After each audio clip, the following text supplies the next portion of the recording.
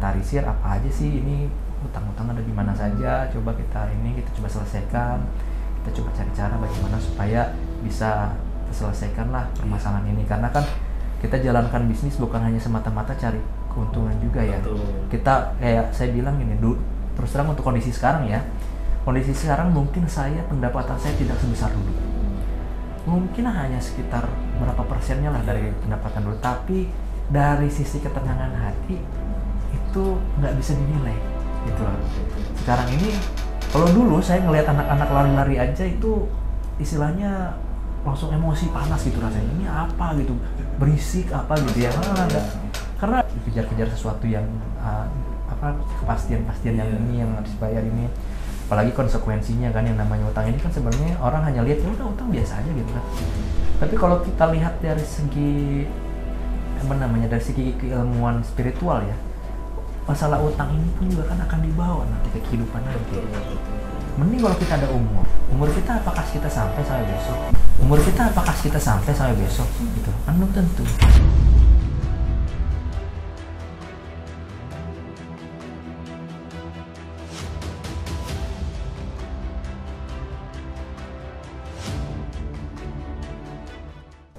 Assalamualaikum warahmatullahi wabarakatuh.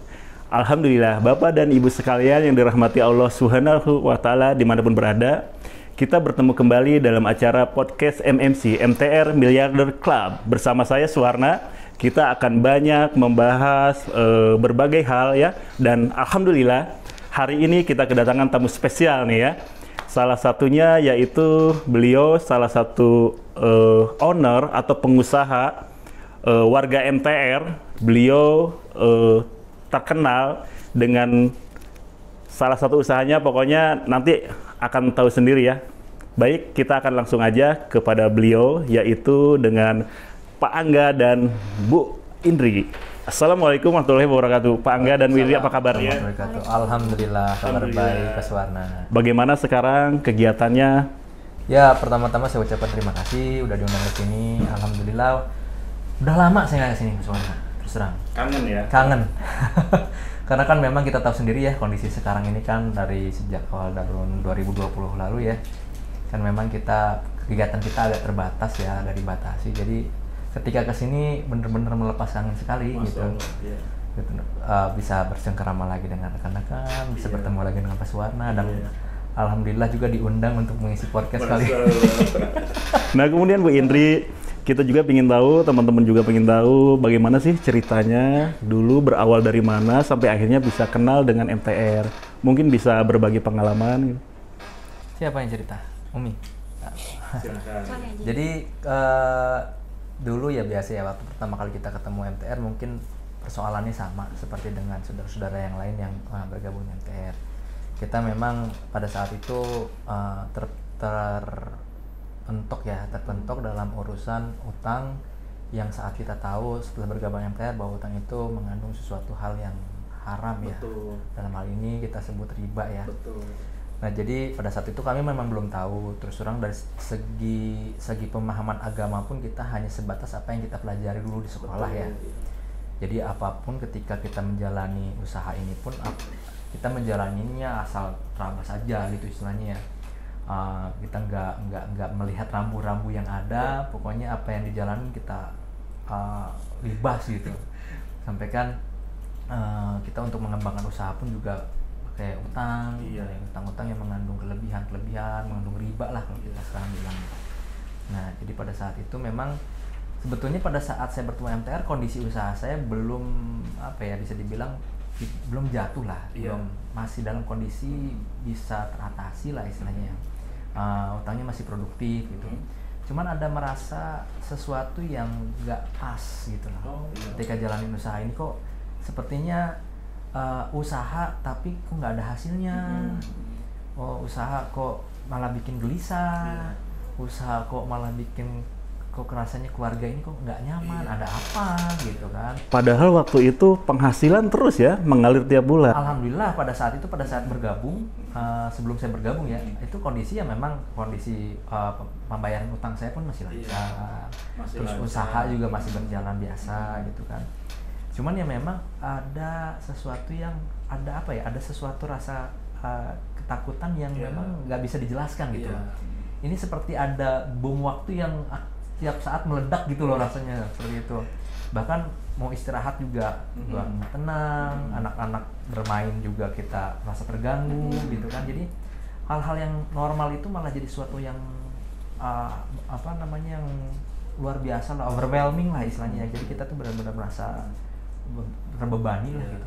Padahal penghasilan lancar, tapi hati nggak tenang. Betul. Berapapun uangnya seperti habis begitu aja, aja gitu, seperti debu tertiup angin. Betul, seperti itu. Kayak buih aja gitu. Jadi tahu-tahu kemarin perasaan closing bagus, secara omset bulanan bagus, tapi kok mananya hasilnya nggak ada gitu kan. Terus kondisi perasaan yang nggak pernah tenang itu gitu ya. Nah, akhirnya saya dengan istri bilang, coba deh kita cari gimana sih, apa mungkin ini ada permasalahan dengan tagih utang atau apa gitu kan. Akhirnya kita coba, waktu itu saya dikasih tahu istri ada event nih di Solo waktu itu, tahun 2018 ya. Nah, akhirnya udah kita putuskan untuk berangkat ke Solo. Event apa sih ini? Saya terus terang, saya orang yang nggak percaya Logika. Logik. Orang yang berpikir dengan apa sih ini gitu loh.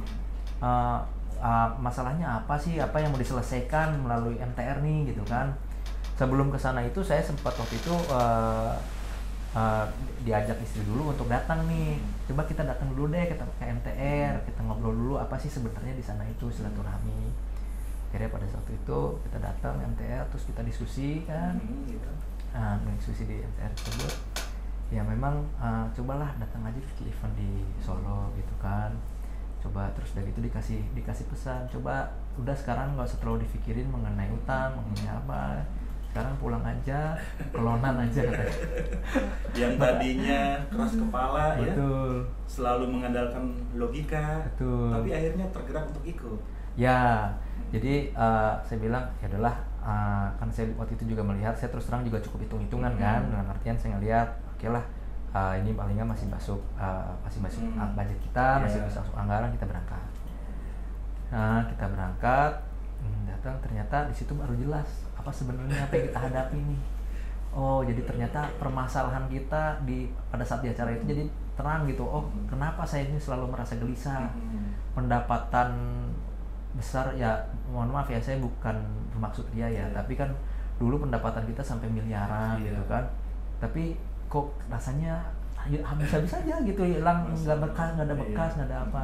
Nah, di event tersebut alhamdulillah kita tercerahkan lah istilahnya. Oh, ternyata titik masalahnya ada di sini. Iya, jadi Pak Angga jauh-jauh nih ya dari Jakarta bersama istri, kemudian berangkat ke Solo. Betul. Untuk ikut event, apa nama event pertama itu? Dulu SMATR. SMATR, sukses mengembangkan harta tanpa riba, Masya Allah. Jadi di sana itu ya betul-betul, jadi kami tahu arah kami apa yang harus diperbaiki. Nah, jadi ketika pulang dari Solo, kami langsung eksekusi itu apa yang kita dapat dari event tersebut kan. Oke, baik, kita harus perbaiki, saya bilang sama istri. Ini yang salah-salah kita perbaiki semua. Oh, ternyata penyebab utamanya itu adalah karena selama ini saya mengembangkan harta itu dengan utang. Udah utang sendiri di sini adalah hal yang kalau kita bisa bilang hal yang mubah tapi bermasalah gitu ya. Ditambah lagi ada hal haram di dalamnya gitu kan, yang kita selama ini nggak tahu. Selama ini kan kita tahu yang haram itu yang cuma kayak seperti homer, judi, zina, yang gitu-gitu kan. Ternyata ini kalau dari segi dosa dengan akumulasinya dan apa yang kita lakukan ini lebih besar dari apa yang tadi saya sebutkan gitu ya. Nah, jadi akhirnya ya udah saya putuskan, saya coba benahi, saya coba tata ulang, saya coba inventarisir apa aja sih ini utang-utang ada di mana saja, coba kita coba selesaikan, kita coba cari cara bagaimana supaya bisa terselesaikan lah permasalahan ini. Karena kan kita jalankan bisnis bukan hanya semata-mata cari keuntungan juga ya. Betul. Kita kayak saya bilang gini, terus terang untuk kondisi sekarang ya, kondisi sekarang mungkin pendapatan saya tidak sebesar dulu. Mungkin hanya sekitar berapa persennya lah dari pendapatan dulu, tapi dari sisi ketenangan hati itu nggak bisa dinilai gitu loh. Sekarang ini kalau dulu saya ngelihat anak-anak lari-lari aja itu istilahnya langsung emosi panas gitu rasanya, ini apa gitu, berisik apa gitu ya. karena ada sesuatu yang mengganjal gitu, ini apa gitu kan. Tapi ketika sekarang ya enak menjalaninya gitu, jadi keluarga juga lebih harmonis dan anak-anak juga jadi lebih dekat gitu. Jadi event pertama yang Pak Angga dan Ibu Indri ikuti, event SMATR Solo ya. Kemudian event ini menjadi titik balik kehidupan Pak Angga ya. Betul. Sama Bu Indri ya. Alhamdulillah ya, dari event tersebut kemudian semua pintu kebaikan ya Bapak dan Bu Indri juga dapatkan ya, alhamdulillah ya. Betul. Alhamdulillah, karena di dalam event tersebut juga selain saya dapatkan ilmu ya, saya kan juga dapat saudara-saudara baru di sana ya. Saya dapat saudara baru yang istilahnya dalam kondisi yang kurang lebih sama, jadi kita istilahnya mengarungi perubahan hidup ini tidak sendiri gitu loh. Jadi kita banyak teman untuk diskusi, banyak teman untuk berbagi gitu.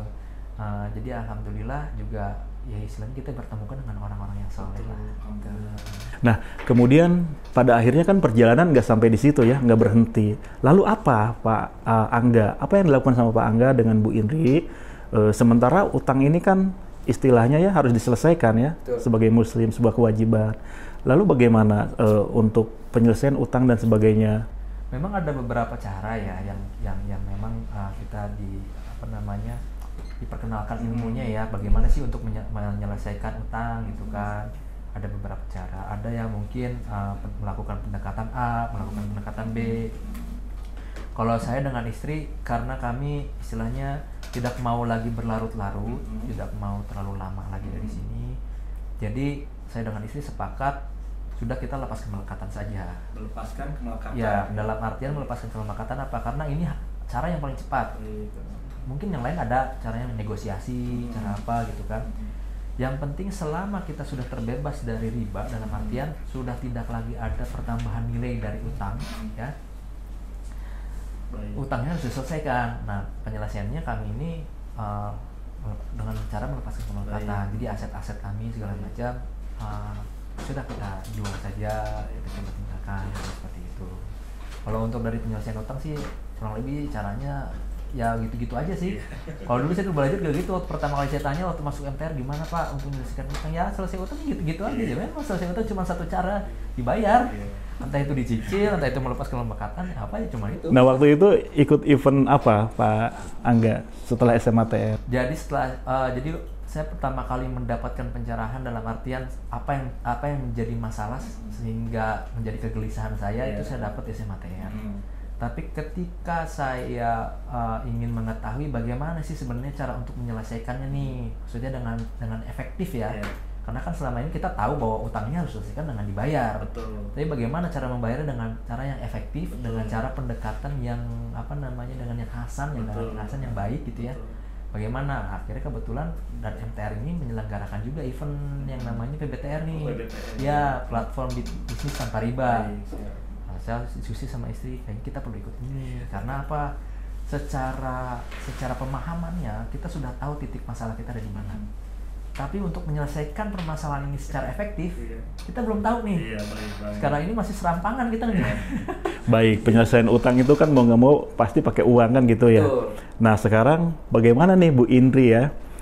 Pasti ya sebagai seorang istri selalu berada di balik ya kekuatan Pak Angga sebagai suami. Bagaimana nih untuk mendampingi Pak Angga yang tadinya begitu keras kepala, begitu berpikir secara logika terus-menerus sampai akhirnya Pak Angga mau bergerak dan sebagainya dan sampai akhirnya bisa bangkit kembali gitu. Bagaimana Bu Indri? Ya, kalau dulu memang awalnya kita kan bagi tugas. Kalau Pak Angga ini kan bagian di belakang ya, operasional, terus legal dan operasional, legal, marketing, digital. Urusan digital. Nah, kalau saya kan di bagian keuangan, purchasing, lalu juga sales gitu kan. Nah, jadi yang di depan itu kan saya yang tahu ininya di lapangan gitu kan, karena juga saya juga bagian untuk sales, jadi ketemu vendor lah segala macam, ketemu juga klien gitu kan, ke pasar dan lain-lain. Ya suami juga agak keberatan karena saya juga pergi malam pulang pagi dulu karena ke pasar-pasar senangnya kan gitu. Terus ketika saya rasanya udah lelah karena ini bos banget Pak Angga kan, Jadi harus gimana caranya harus bisa bayar vendor, gimana caranya harus bisa bayar utang bank gitu ya. Dikejar pokoknya nggak mau tahu, harus bisa bayar. Pak enggak dulu begitu aja di bos saya dulu sebenarnya. Jadi saya gimana caranya biar closing. Jadi saya closing gimana itu sampai malam sampai pagi gitu kan. Jadi akhirnya saya rasanya lelah gitu kan, lelah sendiri. Walaupun selalu shift target, selalu goalnya tercapai ya Bi ya. Lalu akhirnya saya merasa lelah, bingung dong suami.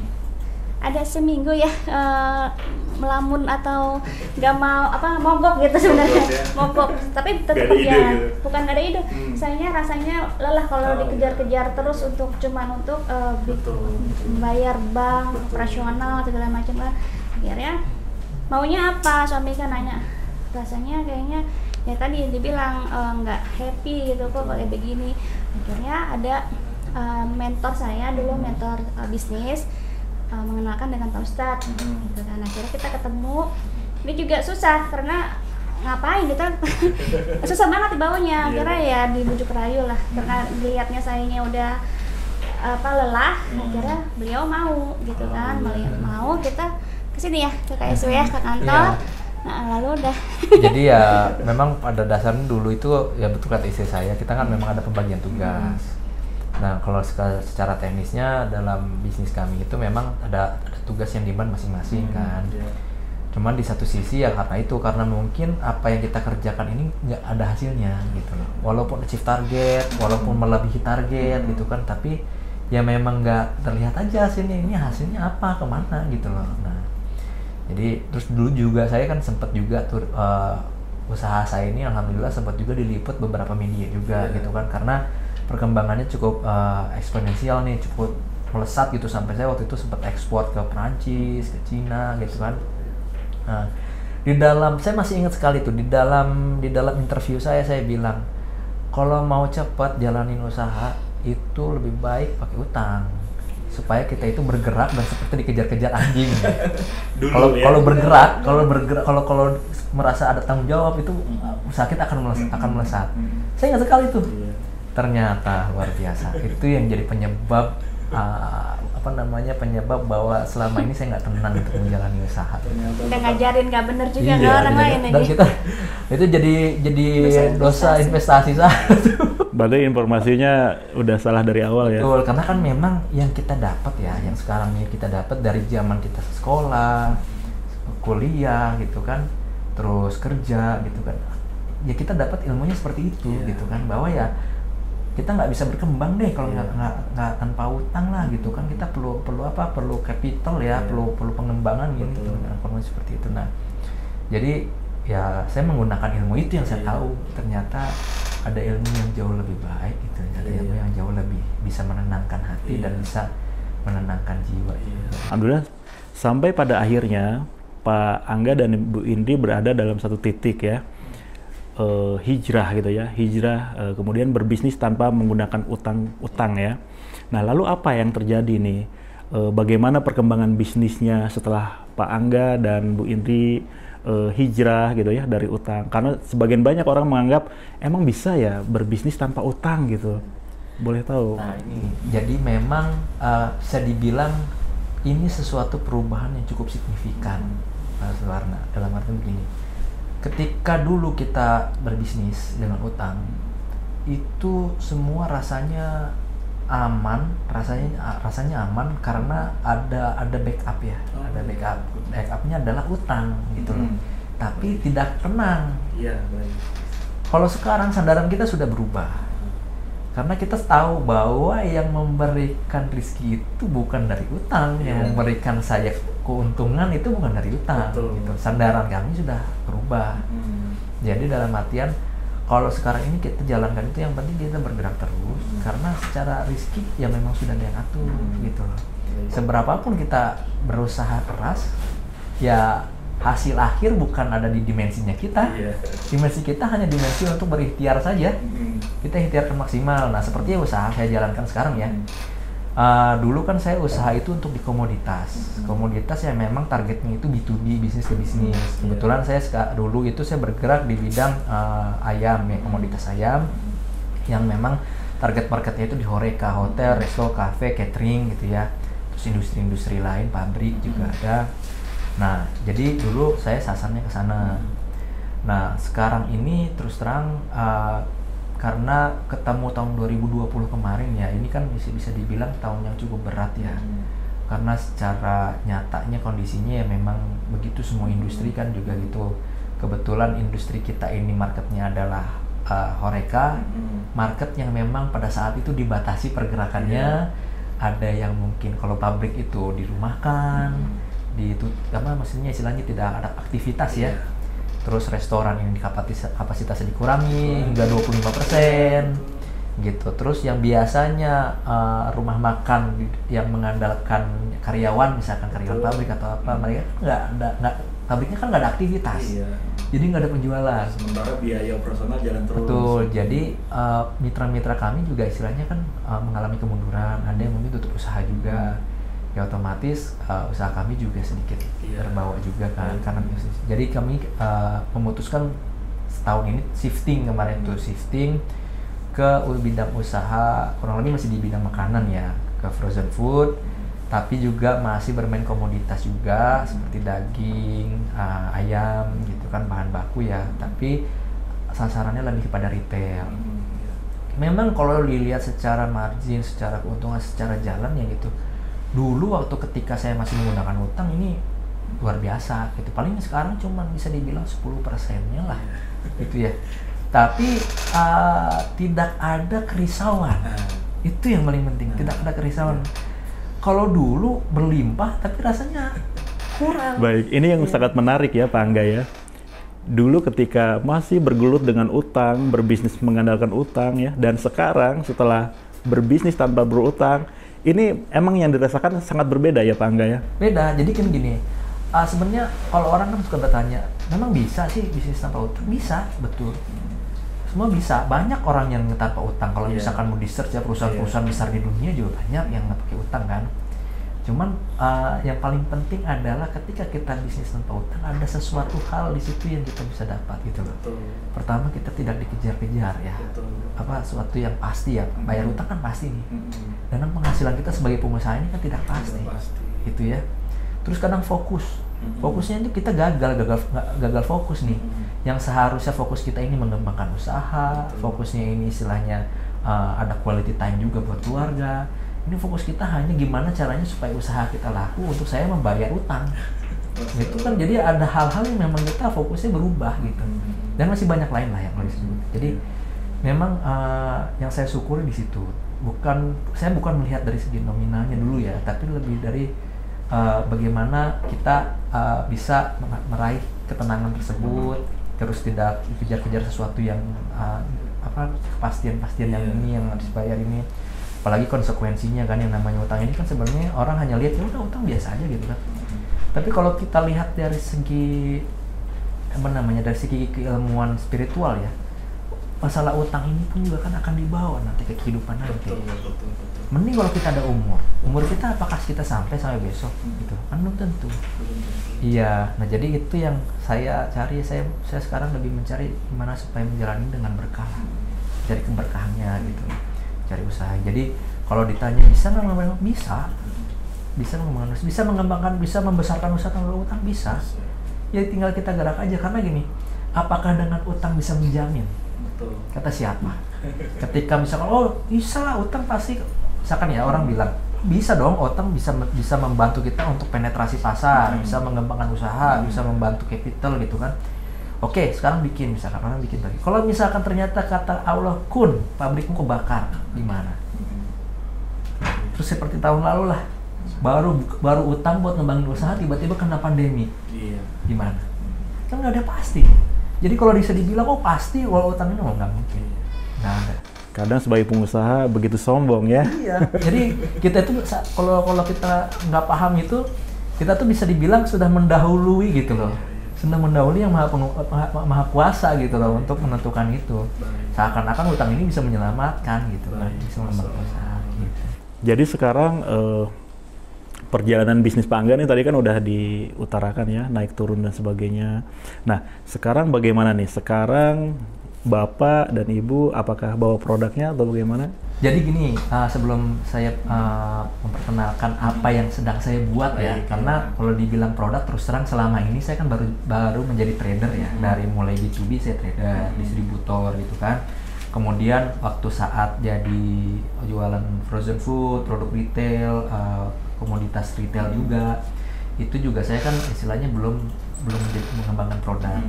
Nah sekarang ini saya dengan istri sedang coba-coba lah, kira-kira karena gini, istri saya kan kebetulan bukan kelahiran ya, tapi dari Bukit Tinggi nih, ibu itu orang Bukit Tinggi asli. Nah kami ingin coba bikin produk nih, produk rendang khas Bukit Tinggi. Kalau orang kenalnya rendang ya, tapi ini rendang khas Bukit Tinggi. Karena biasanya ya nggak semua sih, tapi biasanya yang kita temui rumah makan, taruhlah rumah makan Padang ya, orang kan kenalnya Bukit Tinggi itu bagian dari Padang ya. Rumah makan Padang itu ketika sudah ada di Jawa atau apa, itu kadang rasanya sudah mulai disesuaikan sedikit dengan pasarnya di Pulau Jawa. Misalkan mungkin perlu agak sedikit manis atau apa gitu. Nah, yang kami buat ini benar-benar ingin kita buat yang rasanya tuh otentik gitu, dari benar-benar Bukit Tinggi. Karena yang masak pun juga memang orang asli Bukit Tinggi. Termasuk racikan bumbu ya. Betul, bumbunya pun juga kita tidak pakai bumbu yang instan. Jadi memang bumbunya itu yang kita giling sendiri gitu kan. Terus santannya tuh bukan santan instan, jadi memang dari kelapa tua ya Mia, kelapa tua yang memang jadi menghasilkan minyak, menghasilkan cita rasanya yang bagus. Dan nggak ada penyedap rasa. Dan kita nggak pakai penyedap rasa. Mendengarkannya saja sudah sangat menarik ya, insya Allah. Mudah-mudahan kita ibu-ibu dan bapak-bapak sekalian ya, kita akan bersama-sama coba akan kita perlihatkan produk Pak Angga dan Bu Indri ya. Oh iya, ini terima kasih. Baik, Masya Allah. Ini namanya apa? Rendang Union. Kalau jadi gini, ini kan kebetulan kita baru mengembangkan ya, mengembangkan. Jadi kita sedang tes pasar juga gitu kan, bagaimana untuk rasanya gitu kan. Karena yang pengen kita kedepankan adalah memang rasa yang original dari sana gitu, yang tidak disesuaikan gitu kan dengan pangsa pasar di sini. Jadi kita benar-benar lagi coba tes food lah. Nah, jadi secara produk sendiri sedang akan kita coba untuk kemas, sedang akan kita coba nanti mungkin kemasannya akan divakum segala macam itu supaya tahan lama, dan ini tanpa pengawet, tanpa MSG, tanpa penyedap rasa. Jadi benar-benar bumbunya itu benar-benar bumbu asli. Masya Allah, gitu. Masya Allah, sehat ya. Iya. Dan pasti rasanya juga lezat. Iya. Rencananya mau dikasih nama apa, Mi? Rendang Union. Rendang Union. Khas Bukit Tinggi. Khas Bukit Tinggi. Baik, Bapak dan Ibu sekalian dimanapun berada. Nah, ini salah satu produk dari warga MTR Jakarta, Pak Angga dan Ibu Indri. Ini dinamakan Rendang Union khas Bukit Tinggi ya. Seolah mudah-mudahan ini menjadi bisnis yang menjadikan kendaraan untuk makin bermanfaat dan berkontribusi untuk umat ya. Insyaallah. Nah kemudian tadi kan udah nih ya diceritakan bagaimana dari awal ketika belum berhijrah ya sampai akhirnya berhijrah, ikut event SMATR, PBTR dan event-event bisnis lainnya di MTR ya, banyak belajar. Kemudian bisnis pun sempat jatuh bangun ya, dan alhamdulillah sekarang sudah mempunyai produk rendang ini ya. Nah, apa sih sekarang ya yang Pak Angga dan Bu Indri ingin capai gitu ya, yang menjadi strong why gitu, yang menjadi alasan paling kuat gitu, kenapa ingin tetap berada di jalan hijrah tanpa utang gitu. Sementara di luar sana banyak sekali pengusaha mereka berkukuh hati gitu bahwasanya ya berbisnis harus berutang gitu. Apa strong way-nya, alasan terkuatnya gitu? Satu yang tadi saya bilang ya, bahwa utang ini bukan hanya konsekuensinya bukan hanya ketika kita hidup di dunia. Ketika kita meninggalkan dunia ini pun juga konsekuensi utang ini akan tetap terbawa ketika kita masih memiliki utang. Itu satu strong why-nya. Terus kedua, saya, istri dan keluarga ingin bahagia, selamat dunia dan akhirat. Itu sih. Nah, jadi selain itu tentu nggak bisa dicapai dengan kita melaksanakan sendiri. Jadi kita juga harus mengajak orang lain untuk melakukan hal yang sama. Istilahnya berbagi kebaikan gitu kan. Istilahnya kita coba perkenalkan juga bahwa utang ini istilahnya salah lah gitu ya. Kita bisa mengembangkan dengan yang lebih baik, itu caranya banyak. Karena sebenarnya Islam sendiri ya, Islam itu sudah mengajarkan dari A sampai Z-nya lengkap.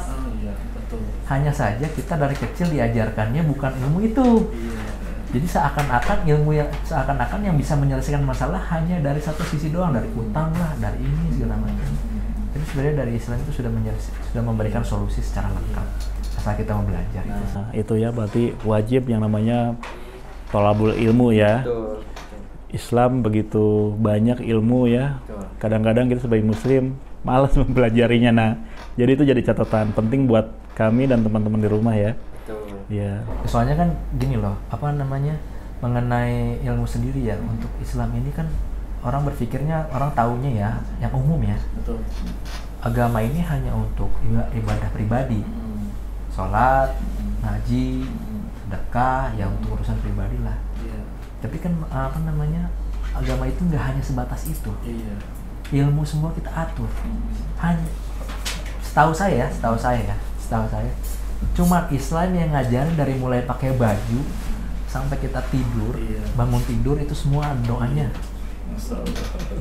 Semua zikirnya.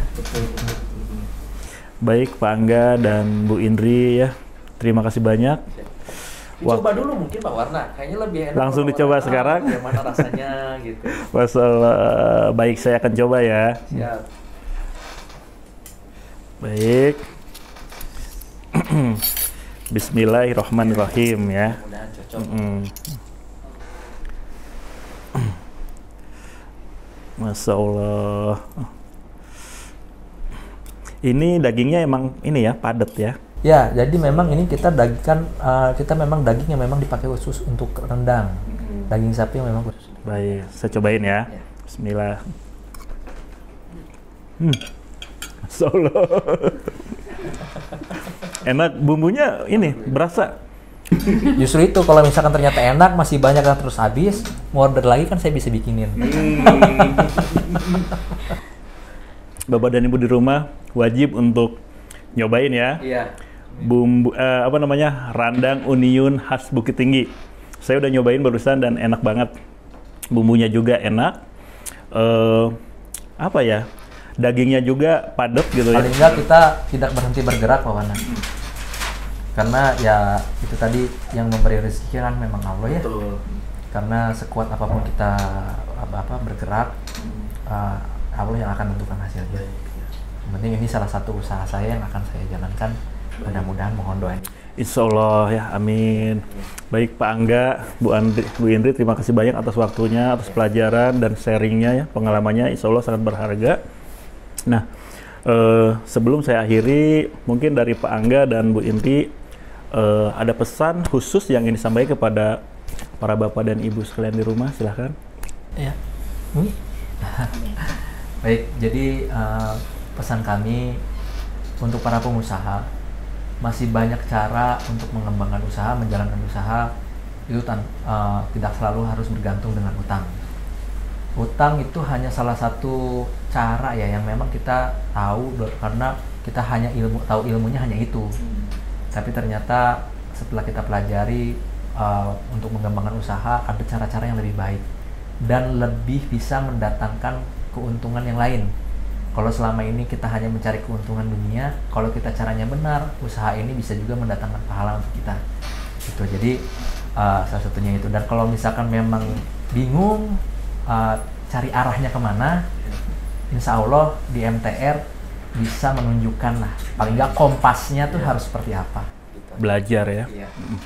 Baik, terima kasih Pak Angga dan Bu Indri. Alhamdulillah, Bapak dan Ibu sekalian di rumah, demikianlah sharing kita ya dengan pengusaha dari Jakarta, Pak Angga dan Bu Indri. Insya Allah tadi sudah dijelaskan bagaimana beliau awal dulu kala ketika beliau belum hijrah dari utang begitu keras kepala, selalu mengandalkan logika. Tapi alhamdulillah setelah beliau banyak belajar dan bergabung di MTR, semuanya berubah ya. Utang beliau lunas, kemudian secara pribadi, secara keluarga, kehidupan beliau berubah jadi lebih baik, dan beliau juga kemudian berbisnis, jatuh bangun ya. Tadi sudah panjang lebar sekali dijelaskan oleh Pak Angga, dan alhamdulillah sekarang beliau juga sudah berbisnis tanpa menggunakan utang lagi ya. Itu yang paling penting. Insyaallah mudah-mudahan sharing dan obrolan kita hari ini bermanfaat bagi Bapak dan Ibu sekalian di rumah. Sebelum saya akhiri ya, kita akan mengucapkan istighfar 3 kali ya Pak Angga, dan ini astagfirullahaladzim, astagfirullahaladzim, astagfirullahaladzim, dan alhamdulillah 3 kali, alhamdulillah, dan doa kifaratul masjid. Subhanaka Allahumma bihamdika asyhadu an la ilaha illa anta astaghfiruka wa atubu ilaik. Baik, sampai berjumpa kembali Bapak dan Ibu sekalian di podcast kita berikutnya. Assalamualaikum warahmatullahi wabarakatuh.